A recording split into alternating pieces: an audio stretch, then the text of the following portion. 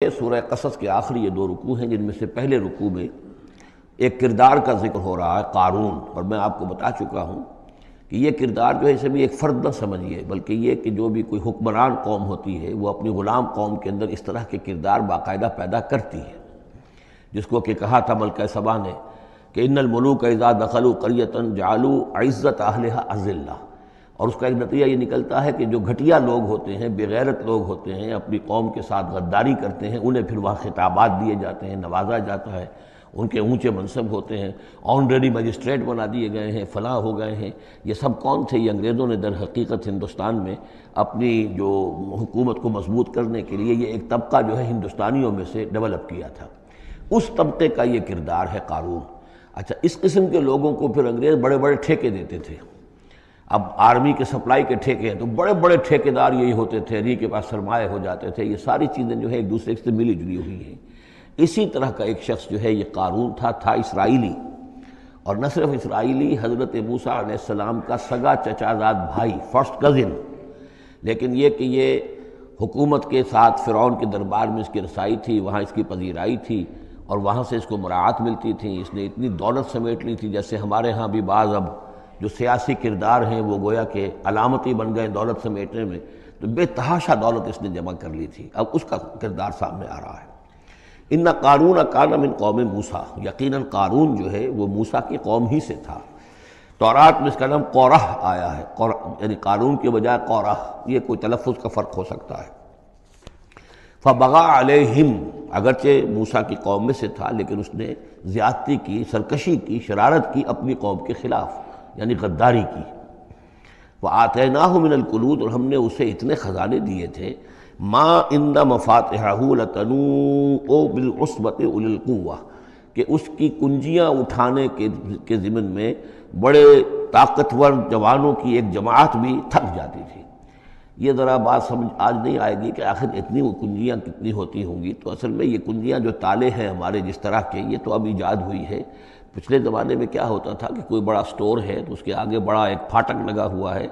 اور اس پھاٹک کے ساتھ جو دروازے کو بند کرنے کے لیے بڑی لمبی لکڑیاں لگائی جاتی تھیں، تو اس طریقے سے وہ جو اڑنگے لگائے جاتے تھے اسی سے وہ پھر دروازے جو ہے بند ہوتے تھے۔ تو اس طرح کی کوئی شے ہوگی، ورنہ جس طرح کے تالے اب ہمارے ہاں ہوتے ہیں اس طرح کے تالے تو اتنے نہیں ہو سکتے کسی بھی معاملے کے۔ لیکن یہ کہ اس کو اگر ذہن میں رکھیں تو بہرحال اس سے جو مراد ہے وہ یہ کہ دولت بے انتہا اس کے پاس جمع تھی۔ اذ قال له قومه، جبکہ اس سے کہا اس کی قوم نے، لوگوں نے کہا، کچھ بھلے لوگ بھی ہوں گے، جیسے ہم مکالمہ سورہ کہف میں پڑھ آئے ہیں، دو آدمیوں کا مکالمہ تھا، ایک وہ درویش تھا اور وہ عارف باللہ تھا، اللہ پر ایمان رکھنے والا تھا، اور ایک وہ تھا کہ جو دولت میں مست ہو گیا تھا، مال مست تھا۔ تو وہاں کچھ لوگوں نے جو اچھے لوگ ہوں گے ان سے کہا، اس سے قارون سے، لا تفرح ان اللہ لا يحب الفرحین۔ یہ ذرا یہاں پر چار چیزیں، پانچ چیزیں جو آ رہی ہیں گنتے جائیے کہ ایسے لوگ جن کے پاس بہت سی دولت جمع ہو گئی ہو، ان کو ان چار پانچ چیزوں کو پیش نظر رکھنا چاہیے۔ سب سے پہلے یہ کہ لا تفرح ان اللہ لا يحب الفرح، اس پر اتراؤ نہیں، اتراؤ مت، اللہ تعالیٰ کو اترانے والے پسند نہیں۔ نمبر دو، وابتغ فیما آتاک اللہ الدار الآخرہ، جو کچھ اللہ نے تمہیں دولت دی ہے تو اس سے دار الآخرہ حاصل کرنے کی کوشش کرو، اللہ کے لیے خرچ کرو تاکہ آخرت میں تمہیں اس کا اجر و ثواب ملے، تو تم گویا کہ آخرت کو خریدو گے اپنی اس دولت کے عوض۔ ان اللہ اشتری من المؤمنین انفسهم واموالهم بان لهم الجنہ۔ نمبر تین، ولا تنس نصیبک من الدنیا، معلوم ہوتا کہ بخیل بھی بہت تھا کہ وہ اپنے اوپر بھی کچھ خرچ نہیں کرتا تھا، جمع کرنے ہی کے اس کو فکر دامنگیر رہتی تھی۔ اور مت بھولو خود اپنا حصہ بھی دنیا میں سے، جیسے کہ ہم نے سورہ اعراف میں پڑھا تھا کہ قل من حرم زینۃ اللہ التی اخرج لعبادہ والطیبات من الرزق، اگر اللہ نے کسی کو کچھ دیا ہے تو پھر وہ اچھا کھائے، اچھا پہنے، اس میں کس نے حرام کیا ہے؟ کوئی رہبانیت کا انداز تو نہیں ہے۔ اور یہ بھی ہم پڑھ چکے ہیں سورہ الفرقان میں کہ وہ اللہ کے جو نیک بندے ہیں، عباد الرحمن، ان کے اوصاف میں سے ہے والذین اذا انفقوا لم یسرفوا ولم یقتروا، وہ لوگ کہ جو خرچ کرتے ہیں تو نہ تو اسراف کرتے ہیں لیکن اس کے ساتھ ہی بخل سے بھی کام نہیں لیتے۔ تو یہ بخیلی مت کرو، اور اس جو دولت تمہیں اللہ نے دی ہے اس سے کم اپنی ذات پر بھی خرچ کرو، اچھا کھاؤ، اچھا پہنو۔ چوتھی چیز، وَأَحْسِنْ كَمَا أَحْسَنَ اللَّهُ إِلَيْكَ، اور لوگوں پر احسان کرو، لوگوں کے ساتھ بھلائی کرو جیسے اللہ نے تمہارے ساتھ بھلائی کی ہے۔ اللہ نے تمہیں دولت دی ہے تو جو بھی تمہاری قوم کے یا اور دوسرے لوگ بھی ہوں، اس میں تو کوئی علیحدہ تخصیص نہیں ہے، غریبوں کا، محتاجوں کا، مسکینوں کا، ان کا جو حق ہے، وفی اموالہم حق معلوم للسائل والمحروم، تو اس میں سے یہ ہے کہ تم نے، اللہ نے تم پر احسان کیا ہے، یہ دولت دی ہے تو تم لوگوں کے ساتھ احسان کرو۔ اور پانچویں بات، ولا تبغی الفساد فی الارض، زمین میں فساد مت بچاؤ۔ اب یہ کیا مراد ہے؟ فساد کون سا مچا رہا تھا؟ وہ نبی تھے اس وقت کے حضرت موسیٰ علیہ السلام۔ حضرت موسیٰ علیہ السلام اپنے کار نبوت و فرائض رسالت کی ادائیگی میں پوری طریقے سے لگے ہوئے ہیں، اور کچھ لوگ ان کے ساتھ دے رہے ہیں، ان کا ہاتھ بٹا رہے ہیں۔ اب کچھ لوگ اس کام میں جب اڑنگا ڈالیں گے تو گویا کہ یہ فساد فی الارض ہے۔ اللہ تعالیٰ جو خیر چاہتا ہے موسیٰ کے ذریعے سے وجود میں آئے، اب اگر آپ موسیٰ کی مخالفت کریں گے، اس کی اسکیموں کو ناکام کرنے کی کوشش کریں گے، یہ وہی بات ہے جو منافقین کے بارے میں سورہ بقرہ کے دوسرے رکوع میں آ چکی ہے۔ وَإِذَا قِيلَ لَهُمْ لَا تُفْسِدُوا فِي الْأَرْضِ قَالُوا إِنَّمَا نَحْنُ مُصْلِحُونَ أَلَا إِنَّهُمْ هُمُ الْمُفْسِدُونَ وَلَٰكِن لَا يَشْعُرُونَ۔ جب ان سے کہا جاتا ہے کہ تم زمین میں فساد یہی تھا کہ ایک جماعت ہے، ایک تحریک ہے، اس کا ایک نظم ہے، اس نظم کے خلاف تم ریشہ دوانیاں کر رہے ہو، اور اگر اس کی اسکیموں کو فیل کرنے کی کوشش کر رہے ہو، تو گویا کہ جو اصلاحی عمل ہے، جو انقلاب برپا کرنے کے لیے جد و جہد ہو رہی ہے، اس کو نقصان پہنچا رہے ہو۔ ان اللہ لا يحب المفسدین، اللہ کو ایسے مفسد پسند نہیں ہے۔ تو یہ پانچ چیزیں گن لیجئے۔ نمبر ایک، لا تفرح ان اللہ لا يحب الفرحین۔ نمبر دو، وابتغ فیما آتاک اللہ الدار الآخرہ، جو کچھ اللہ نے دیا ہے اس سے آخرت کا گھر حاصل کرنے کی کوشش کرو، یعنی انفاق فی سبیل اللہ، اللہ کی راہ میں صرف کرنا۔ نمبر تین، ولا تنس نصیبک من الدنیا، خود دنیا سے بھی تم بھی اپنا حصہ حاصل کرو، اچھا کھاؤ، اچھا پہنو۔ وَأَحْسِن كَمَا أَحْسَنَ اللَّهُ إِلَيْكَ، اور خلق خدا پر بھی احسان کرو جیسے کہ اللہ نے تم پر احسان کیا ہے۔ اور نمبر پانچ، وَلَا تَبْغِ الْفَسَادَ فِي الْأَرْضِ، دین کے لیے، اللہ کی توحید کے لیے، اللہ کے دین کے لیے جو جد و جہد ہو رہی ہے اس کو تقویت پہنچاؤ، نہ یہ کہ اس کے اندر تم خلل پیدا کرنے کی کوشش کر رہے ہو۔ اعلیٰ انما اوتیتہ علی علم عندی، اس نے کہا کہ یہ دولت جو ہے تم سمجھتے ہو مجھے اللہ نے دی ہے، یہ تو مجھے دی گئی ہے میرے علم کی بنیاد پر، میرے اندر علم ہے، فہم ہے، سمجھ ہے، میری پلاننگ ہے، اس کے نتیجے میں نے دولت کمائی ہے۔ یہ ہے در حقیقت ایک مادہ پرست انسان کا، جو ایک زر پرست اور مادہ پرست انسان جو ہے وہ سمجھتا ہے میری صلاحیت، میں نے بر وقت اندازہ کر لیا تھا کہ اب مارکیٹ میں اس چیز کی ڈیمانڈ پیدا ہوگی، اور میں نے اس کے لیے بندوبست کیا، تو اب مجھے بارے نیارے ہو گئے ہیں، تو یہ میری ذہانت ہے۔ میں نے اندازہ کر لیا کہ اب یہ جو ہے اتار چڑھاؤ جو ہے بازار میں آنے والا ہے، اسی کے حساب سے میں نے کچھ خرید و فروخت کی ہے، تو مجھے دولت مل گئی ہے۔ تو اوتیتہ علی علم عندی، میرے پاس علم ہے، اس کی بدولت مجھے یہ سب کچھ دیا گیا ہے، مجھے یہ ملا ہے، میں نے کمایا ہے۔ اولم یعلم، کیا وہ جانتا نہیں کہ ان اللہ قد اہلک من قبلہ من القرون، کہ اللہ تعالیٰ نے اس سے پہلے بہت سی قوموں کو ہلاک کیا، من ہوا اشد منہ قوتاً، جو اس سے کہیں بڑھ کر تھی طاقت میں بھی، وہ اکثر و جمعا، اور جن کے پاس مال و اسباب دنیاوی اور دولت کے انبار بھی ان سے زیادہ جمع تھے۔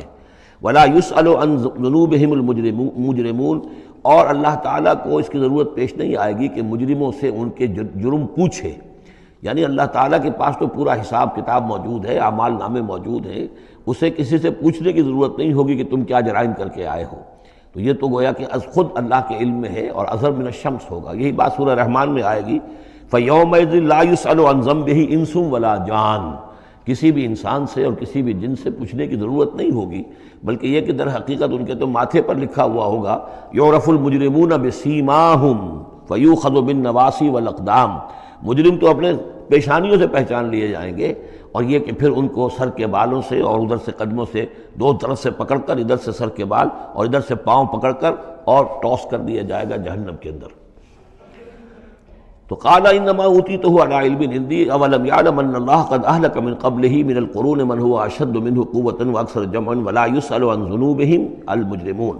فخرج علی قومہ فی زینتہ۔